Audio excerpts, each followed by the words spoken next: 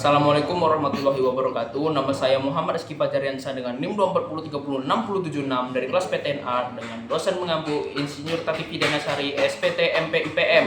Nah, di sini saya akan menjelaskan tentang proses metabolisme lipid. Sebelumnya, apa sih itu lipid? Lipid atau lemak bukan hanya sumber energi dalam tubuh makhluk hidup, tapi juga punya peran struktural dan fungsional penting dalam tubuh.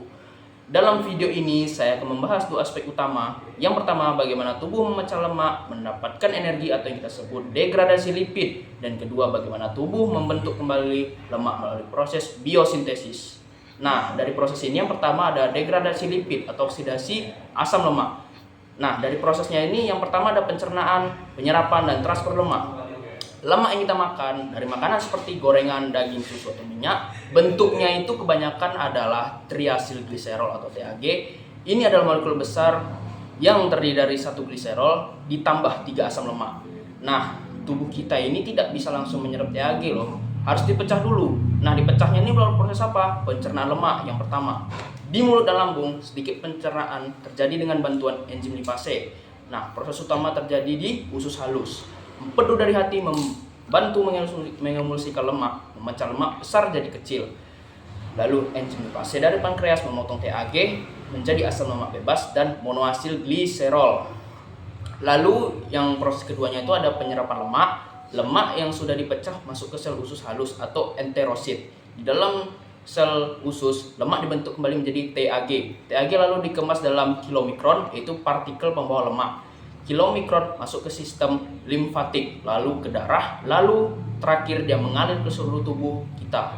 Lalu yang ketiga itu ada transport lemak. Kilomikron membawa lemak ke dalam sel-sel tubuh, terutama otot dan jaringan lemak.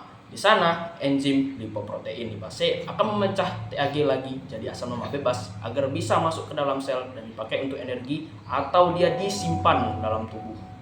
Lalu dari proses yang kedua ini adalah beta oksidasi asam lemak atau yang kita bisa bilang pemecahan lemak untuk energi.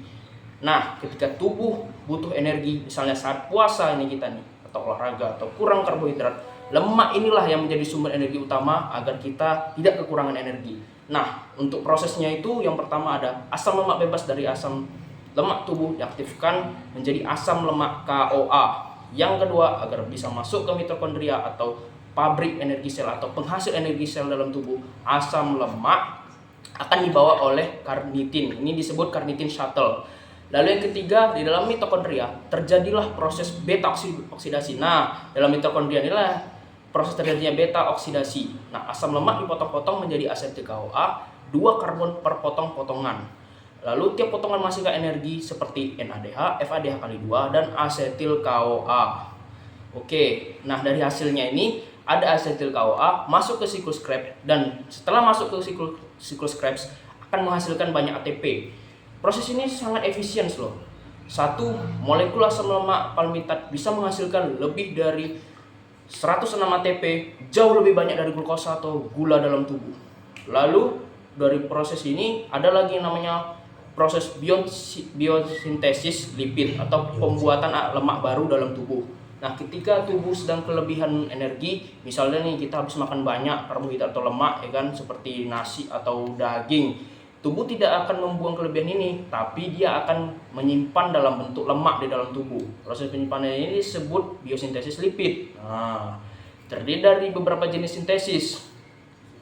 Nah, yang pertama itu ada sintesis asam lemak, terjadi di hati dan jaringan lemak, di sitoplasma lebih tepatnya. Nah, bahannya itu adalah asetil CoA, hasil dari glukosa. Asetil CoA diubah jadi malonyl CoA lalu dirangkai oleh enzim fatty acid sintase. Proses ini menyusun rantai asam lemak 2 karbon demi 2 karbon. Nah, hasil utamanya itu dia asam palmitat 16 karbon, bisa dia dimodifikasi jadi asam lemak lain.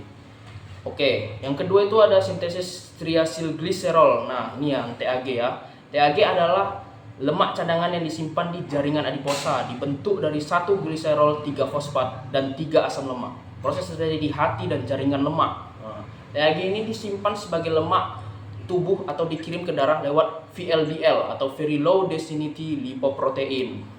Lalu yang proses ketiga tuh ada sintesis fosfolipid. Nah, fosfolipid ini adalah komponen utama dalam membran sel ya. Terbentuk dari 1 gliserol, 3 fosfat dan 2 lemak. 1 gugus fosfat dengan kepala polar seperti kolin, serin, inositol dan lain-lain. Hasilnya itu dia ada fosfatilidikolin, fosfatidiletonaalamin dan lain-lain. Ini penting untuk struktur membran, komunikasi sel dan sinyal seluler.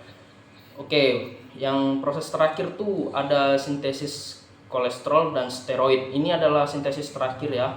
Nah, bahan awalnya itu ada asetil CoA, HMG CoA, mevalonat, lalu banyak tahapan-tahapan dalam tubuh. Lalu yang terakhir dia akan menjadi kolesterol. Enzim kuncinya itu dia ada HMG CoA reduktase, diinhibisi oleh obat statin untuk menurunkan kolesterol. Lalu kolesterol dibutuhkan untuk membran sel, prekursor hormon steroid seperti testosteron, estrogen, kortisol, vitamin D, asam empedu untuk pencernaan lemak. Oke, sekian itulah penjelasan dari saya tentang proses metabolisme lipid. Jika saya ada salah bicara mohon maaf. Wassalamualaikum warahmatullahi wabarakatuh.